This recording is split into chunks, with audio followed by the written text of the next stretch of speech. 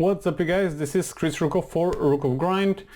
Before we continue, please make sure you don't just watch that episode and listen to it on the background like you're listening to music. Please think and watch the situations and think of what I'm saying and what I'm trying to show you. This way you're going to improve your game.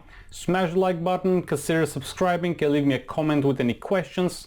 With that said, enjoy the footage. Yeah, so to no limit is good. You watch the course, which is great. I think the course is like, the best for now, man. I mean, just follow what it says, and I'm gonna address a couple of more things here and there here, and I think you're good. I don't think you need to schedule another session with me for quite some time, to be honest.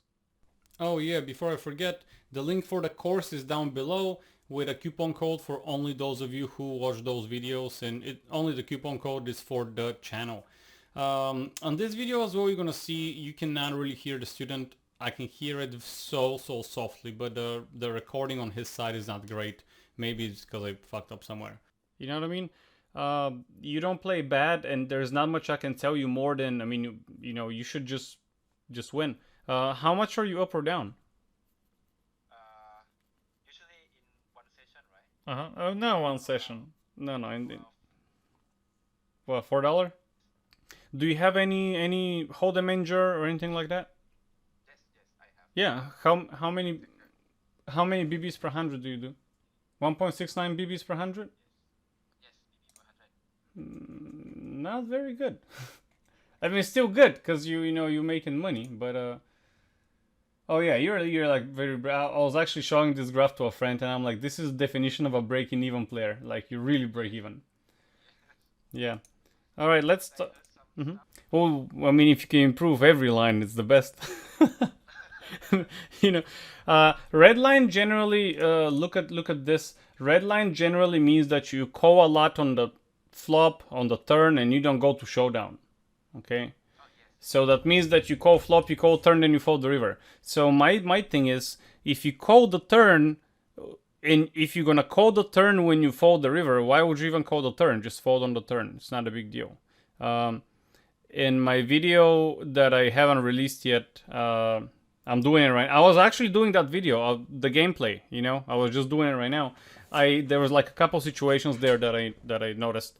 When I upload it, I'll let you know, because I'll upload it maybe. There's gonna be 3 small videos, 30 minutes each. So the first I'm gonna upload tonight. Maybe the first 2 I'm gonna upload tonight. But I'm trying to explain that there's some situations where you don't really love calling the turn, but you do, and then you fold the river. And in these situations, I always tell my students, I'm like, why would you even bother calling if you're gonna fold? Because it's a big chunk of money that you call the turn, because the pot is bigger now. All right, ace 10 here. It's a good fold. I really like the fold, but you don't really tell me why you're folding. You know what I mean? I think it was not too strong to squeeze here. Well, yeah, it's a marginal hand. We cannot call it because do you see my mouse? Yes. Yes. This guy under the gun has a stronger range than us. Basically, his bottom range should be ace 10. I mean, I'm saying should because we don't know this player, but we assume he plays a little bit worse than, let's say, our ranges. And I like the fold. Okay. King Jack, the fold is good, is what I'm just reading from my notes, just to let you know. I have him on my phone, but there you go. I mean, King Jack fold is good. Same reason. Under the gun is gonna have a bigger range than us, a better range than us, so it's good. And I like when students, I don't want to comment every hand that you play. I'm like, this is not good, this is not good. I really like it when the student actually is a good player, so I can just tweak here and there. You know what I mean? Okay. Do I speak good for you? Do you understand me? Because I have accent too. Yeah. Okay, all right. So pocket sixes. The open is too small here. Why would you open 5 cents? I'm not sure. At first I actually opened 3 big blind, but Yeah. since I learned more stuff, Mm-hmm. they said like, okay, it's 2.5 big blind is good to still also low investment. Yeah, but from under the gun, you're stealing against 5 people, though. I mean, you know what I mean? It's a steal positions is the button, the cutoff, the small blind. You're under the gun. Um, I think I know why you. I think I know what you don't know. Do you know why we opened the sizing that we opened with? Like how it was 3 blinds? Who decided that? Why from the button some people open 2.5 big blinds or 2 big blinds? Like who decided that? Do you know? Do you know why? No.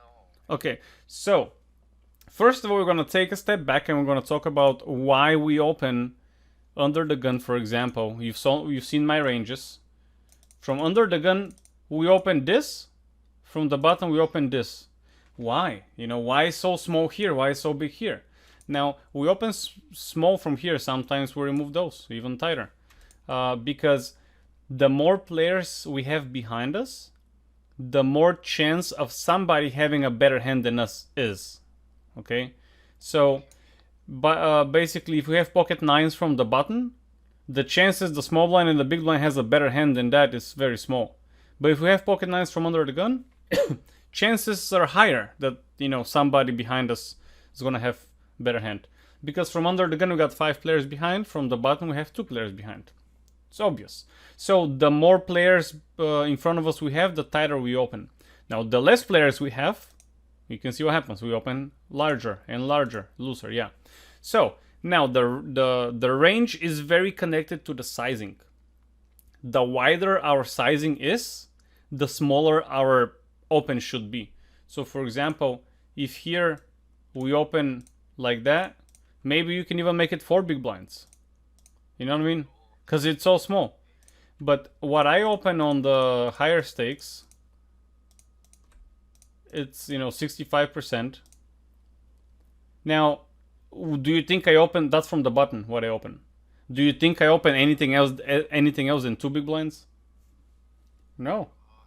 Because it's so large.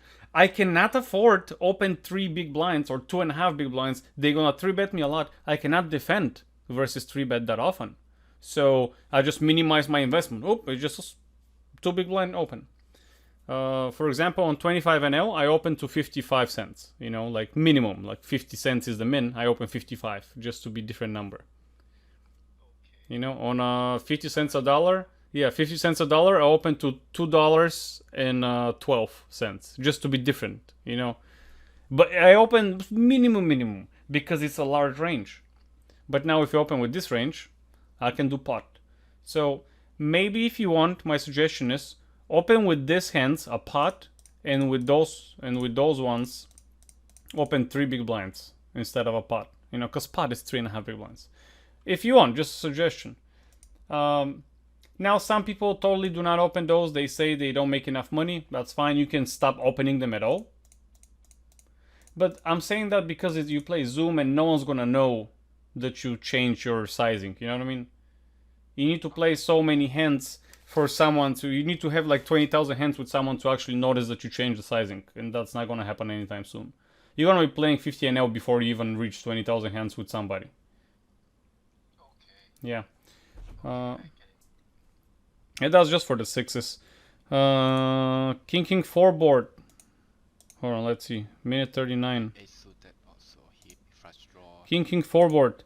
I don't disagree with the bluff on this board, but avoid bluffing on these levels because people will call you more often than not. Because here you said, you know, that you're gonna bluff bet. Fantasy bet bluff. I agree, but let me explain you my. I've said that into the videos. The whole idea here is that people make one big mistake, and this mistake is that they call a lot. They don't know how to fold. Okay, I see. so when C-bet is a good investment. I mean, c-bet as a bluff, I don't like it. Yeah. So if somebody, let's say you play against me, and you know I just don't fold. I mean, not don't, but let's say I call a lot more than I should. Why would you ever bluff me? It just doesn't make sense anymore. You know what I mean? The bluff doesn't have any weight anymore because I don't fold. Why would you bluff me? Think about those players the same way. Think that they will call more often. So if they call more often, what are we gonna do? First, we're gonna do not bluffing. I mean, I would suggest not bluffing at all. There's some situations that you have to, that are very, very clear, sure, but minimize the bluffs is what I'm trying to say. And then we're gonna expand our value betting range. For example, on higher levels, I'm gonna c-bet with a top pair hand.